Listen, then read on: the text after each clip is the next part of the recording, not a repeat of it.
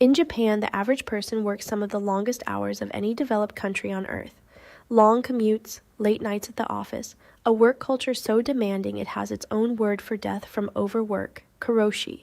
And yet, on any given weeknight, in millions of small apartments across Tokyo, Osaka, and Kyoto, a fresh, home-cooked dinner is on the table in under 30 minutes of hands-on cooking. Not a meal kit, not a delivery app, not a Sunday spent buried in Tupperware, praying Wednesday you will forgive Sunday you for the sad, reheated tray waiting in the fridge. Meanwhile, you've tried everything. You've watched the Sunday meal prep videos, bought the containers, spent 3 exhausting hours chopping, roasting, portioning, and by Wednesday the containers are still full, the food's gone slightly sad, and you're back to standing in front of the fridge at 6 p.m. asking the same tired question, what am I even going to eat? But what if the problem was never how hard you tried to prep? What if it was the entire shape of the system you were prepping into? There's an old teaching from the Zen kitchens of Japan, passed down from a monk who once wrote an entire manual on how to cook rice for other monks. He believed the way you handled a single vegetable said everything about the way you handled your whole life. Rushed, careless work in the kitchen produced a rushed, careless mind everywhere else. Calm, ordered work in the kitchen produced a calm, ordered life everywhere else. Today you'll learn 6 Japanese kitchen habits that cut a home cook's active cooking time roughly in half, without a single Sunday meal prep marathon. These aren't recipes, they're systems. And by the end of this video, what's for dinner stops being a nightly crisis. Let's begin. Chapter 1. Why meal prep fails. You need to understand why Sunday meal prep keeps collapsing on you, not because you're disorganized, because the entire model is built backward. Western meal prep culture runs on one enormous session, 3, 4, sometimes 5 hours on a single day, cooking 5 to 7 complete meals at once, then eating the same reheated dish on repeat until Friday. It sounds efficient. On paper, the math even works. But the model ignores something basic about how humans actually experience food and time. First, it front-loads all the mental and physical labor into one brutal block, which means the very first thing that breaks is your motivation to ever do it again. Second, it assumes your appetite on Wednesday will match the meal you were excited to cook on Sunday, which it almost never does. Third, and this is the part almost nobody names, a single 4-hour cooking marathon is a decision-making marathon in disguise. Every recipe you chose, every ingredient you bought, every step you sequenced was a decision your brain had to make, all crammed into one exhausting afternoon. The Japanese approach to weeknight cooking doesn't try to eliminate the cooking. It restructures where the decisions and the labor actually happen. It moves the boring, repeatable, mechanical work, the cutting, the base stocks, the staple dishes, into small, spread-out blocks that barely register as effort. And it saves the small, satisfying, creative decisions, what goes with what tonight. For the moment you're actually hungry and actually cooking, no 4-hour Sunday, no fridge full of sad, identical containers. Just a kitchen that's already halfway done before you've decided what dinner even means tonight. This is why the average Japanese household doesn't dread 6 p.m. the way the average Western household does. The work already happened, in pieces so small they never felt like work. The first habit is the one that makes every other habit on this list actually possible, and it has nothing to do with cooking at all. Chapter 2. Shitagoshirae, the one cutting board rule. In Japanese home cooking, there's a stage that happens before any heat touches a pan. It's called Shitagoshirae, advanced preparation. Washing, cutting, trimming, marinating, all of it done in one uninterrupted block, completely separate from the act of cooking itself. This sounds obvious. It isn't practiced that way almost anywhere else. Watch how most people actually cook a weeknight meal. Chop an onion, start it in the pan, chop a pepper while the onion cooks, stir, chop garlic, stir again, wash a knife mid-task because the cutting board's full, check the rice, chop something else. It feels efficient because you're never standing still, but every single switch between chopping and stirring and checking carries a hidden cost. Neuroscience calls attention residue. Your brain doesn't fully leave the last task before starting the next one. A little bit of your focus stays behind, reorienting every single time you switch. single time. You do that 15 or 20 times in one meal, which is completely normal, and you've spent a measurable chunk of your cooking time not cooking but refocusing. It's why 40 minutes of cooking can leave you more mentally drained than 40 minutes of a single focused task ever would. Shitagoshirae removes the switching entirely. All the cutting happens first in one sitting with music on, with nothing burning, with zero urgency. Then and only then does the stove get involved. Cooking becomes almost mechanical. Reach, add, stir, reach, add, stir. Because every decision about what needs cutting was already made and already finished. The old Zen kitchens ran the same way. The Tenzo, the monastery's head cook, didn't chop while things simmered.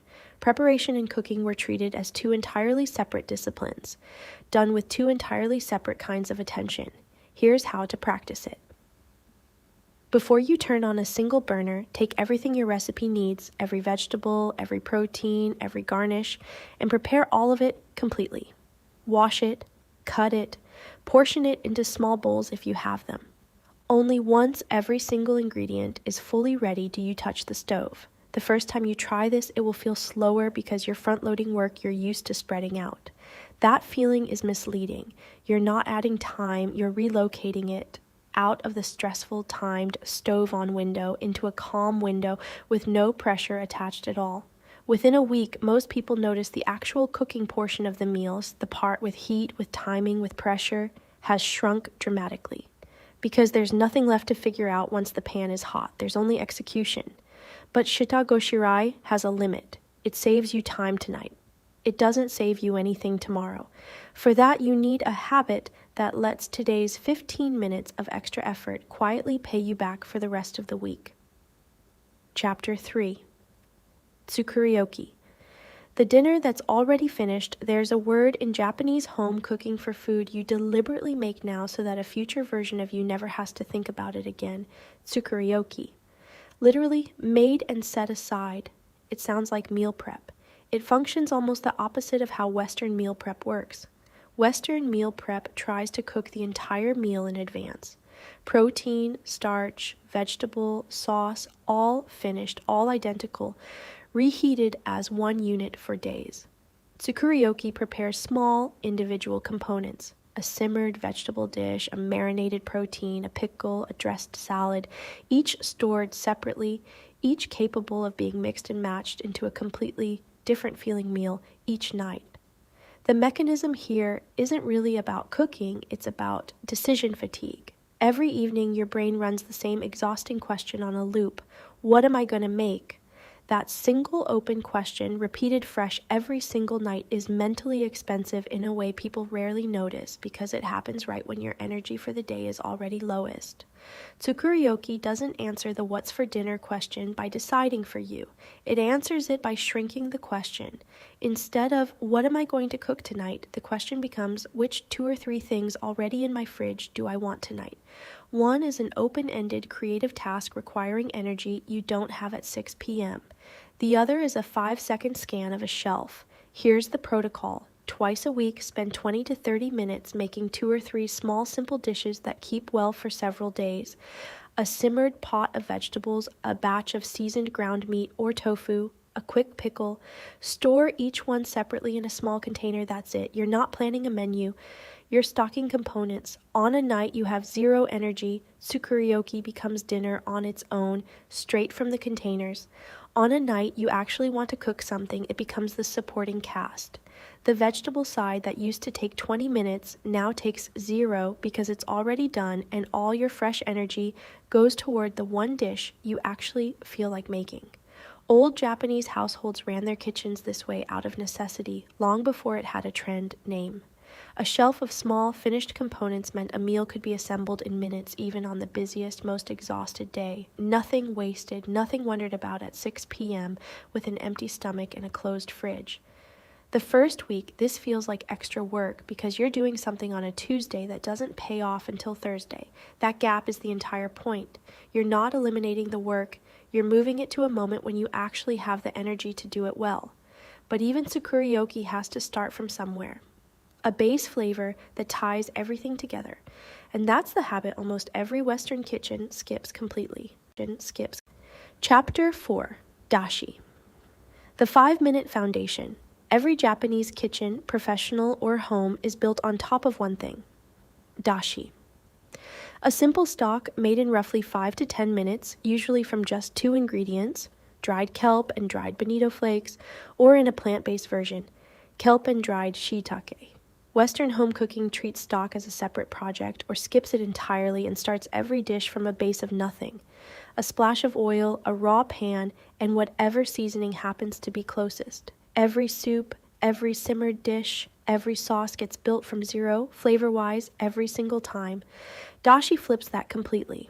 One 5-minute batch becomes the base layer underneath a soup tonight, a simmered vegetable dish tomorrow, and a quick sauce the day after. You're not repeating the work of building flavor from nothing 3 separate times. You built it once, and you're spending it 3 times. Think of it less like a recipe and more like compound interest. A small deposit of effort now. 5 minutes, 2 ingredients, pays out across every dish you touch it with for the rest of the week. The alternative, rebuilding a flavor base from raw ingredients every single time you cook, is the cooking equivalent of re-earning the same paycheck from zero every single day instead of letting it sit and grow. The old Tenzo cooks understood this instinctively, long before meal prep was a word anyone used. A monastery kitchen, feeding dozens of people twice a day, every day, could never afford to start from nothing each time. Efficiency wasn't a lifestyle trend for them. It was survival. Dashi was and still is the quiet engine underneath that entire system. Here's the protocol. Once or twice a week, spend 5 minutes making a batch of dashi. Kelp and water, gently heated, bonito flakes added and strained after a few minutes. Store it in the fridge. When a recipe calls for water, or a base for soup, or a splash of liquid to deglaze a pan, reach for dashi instead. You'll notice something almost immediately. Dishes that used to taste flat or one note now taste finished, without you doing anything different except which liquid you grabbed. 4 systems running now. You cut everything in one sitting, not 15 scattered switches. You stock small finished components twice a week instead of deciding fresh every single night. And you build your flavor foundation once, not from zero every single time. Your active weeknight cooking time has already dropped by roughly 1/3.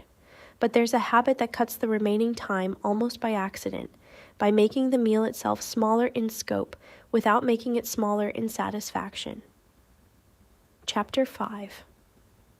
Ichiju-Issai. The one soup, one dish reset. Somewhere along the way, a real dinner became defined as a protein, a starch, and 2 vegetable sides, all cooked separately, all finished at the same moment, all requiring their own pan, their own timing, their own attention. 4 moving parts, synchronized like a small kitchen orchestra every single weeknight. There's a much older, much simpler Japanese meal structure that quietly rejects all of that. Ichiju-Issai. One soup, one dish. That's the whole meal. A bowl of miso soup built on the dashi you already have sitting in the fridge, and one well-made main dish alongside a bowl of rice. This isn't a smaller meal. It's a meal with a smaller number of moving parts, which is a completely different thing. The mechanism here is choice overload. Every additional dish in a meal doesn't just add cooking time, it adds a small decision tree of its own. What vegetable, cooked which way, seasoned how, timed against everything else. 4 dishes isn't 4 times the effort. Because of all the coordination between them, it's often closer to 6 or 7 times the mental load of one well-made dish and a soup. Ichiju-Issai collapses that entire decision tree. One soup, one dish, rice. Nothing to coordinate because there's nothing else running in parallel. This idea wasn't dreamed up by a productivity guru. It comes from generations of Japanese home cooks, formalized in recent decades by cooking teachers trying to solve the exact exhaustion you're feeling right now, the quiet dread of having to produce a 4-part meal from scratch every single night, forever. Here's the protocol. On your busiest nights, don't try to shrink 4 dishes into faster versions of themselves. Cut straight to one soup, one dish. Use the dashi you already made. Use the Tsukurioki component you already stocked as the dish itself, or as most of it. Add rice. Done. The first time you serve this to yourself, some old voice will insist it isn't enough, that a real dinner needs more on the plate. Ignore it. That voice is measuring effort, not satisfaction. A well-made bowl of soup and one thoughtful dish, eaten slowly, satisfies in a way 4 rushed, half-attended dishes rarely do. Old Japanese households ate this way for centuries, not as a diet, not as minimalism for its own sake, but because feeding a family every single night, forever, only works long term if the default meal is sustainable to make. A 4-course production isn't sustainable on a Tuesday. 1 soup, 1 dish is. 5 systems running, cutting, batching, dashi, and now a meal structure with half the moving parts of what you were attempting before. But there's still one habit left. And it's not about what you cook at all. It's about the single decision you make the moment you walk into the kitchen. Chapter 6. The rice cooker. Reflex, your first move, not your last walk into almost any Japanese kitchen, and you'll find the same appliance holding the same position of quiet importance. The rice cooker. Not flashy, not multitasking with 15 buttons. One job done unattended every single day. What matters isn't the appliance. It's the habit built around it. In most Japanese households, the rice cooker is the very first thing that gets started, before a single vegetable is touched, before any decision about the rest of the meal has even been made. Compare that to how most Western cooking actually unfolds. You open the fridge, you decide what you're making, you gather ingredients, and only once everything's assembled do you think about starting the rice or the grain on the side. Usually somewhere in the middle of cooking everything else, competing for a burner, competing for your attention. That ordering seems irrelevant. It isn't. Rice takes 20 to 40 minutes, almost entirely unattended. If it's the last thing you start, you're either waiting on it at the end while everything else goes cold, or rushing everything else to match its timer. If it's the first thing you start before any other decision, it simply finishes somewhere in the background while every other habit on this list happens around it. This is less a cooking technique and more a fixed trigger habit, the kind behavioral scientists point to as the most durable habits of all because they don't depend on remembering or deciding. You don't decide to start the rice cooker. Walking into the kitchen is the cue. Starting it is the automatic response. No thinking required. The old Tenzo cooks built their entire kitchen rhythm around exactly this kind of fixed sequencing. Certain tasks always started first, not because they were most important, but because they were the ones that could run unattended the longest, freeing hands and attention for everything else. Here's the protocol. Whatever your slowest, most unattended component is, rice, a simmering pot, a grain, make starting it your automatic first move the moment you walk into the kitchen. Before you open the fridge, before you decide anything else, every single time, no exceptions, until it stops requiring a decision at all.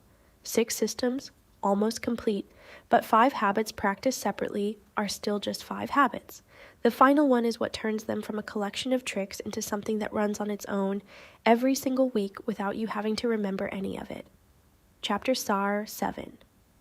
The Sunday Tenzo Hour. Restocking, not marathon cooking. Remember the Western meal prep marathon from the beginning of this video, the 3 to 5 hour Sunday cooking session that collapses by Wednesday.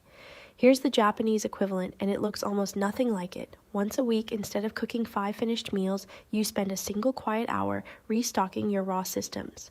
Making a batch of dashi, doing your Shitagoshirae, washing and cutting the vegetables you know you'll reach for all week. Cooking 1 or 2 Tsukurioki components to sit in the fridge. That's the entire session. Notice what's missing. You're not deciding what Wednesday's dinner will be. You're not cooking 5 identical meals you'll be tired of by Tuesday. You're simply making sure the systems, the cut vegetables, the finished stock, the ready components, are stocked and waiting, so that every single night this week, dinner starts from a head start instead of from zero. The old Tenzo, the Zen monastery's head cook, treated this kind of preparation as inseparable from the practice itself, not a chore to rush through so the real spiritual work could begin, but the practice itself. How you handled the rice, the vegetables, the fire on an ordinary Tuesday said everything about the state of your mind. Careless preparation produced a careless week. Ordered, unhurried preparation produced an ordered, unhurried week, dinner included. Here's the protocol. Pick 1 hour once a week. Sunday evening works well, but any quiet hour does. In that hour, make a batch of dashi. Fully prep the vegetables and proteins you know you'll use across the week. Cook 2 or 3 Tsukurioki components, nothing more. You're not cooking dinner 5 times. You're loading the shelf that every dinner this week will quietly draw from. The first week, this will feel almost too small. 1 hour compared to the 4 or 5 you used to sacrifice to a Sunday meal prep marathon that never quite worked anyway. That's exactly the point. You're not spending more time preparing. You're spending it differently on the parts that actually compound, instead of on cooking 5 meals you'll be sick of by Wednesday. 6 systems now running together. Shitagoshirae removes the switching.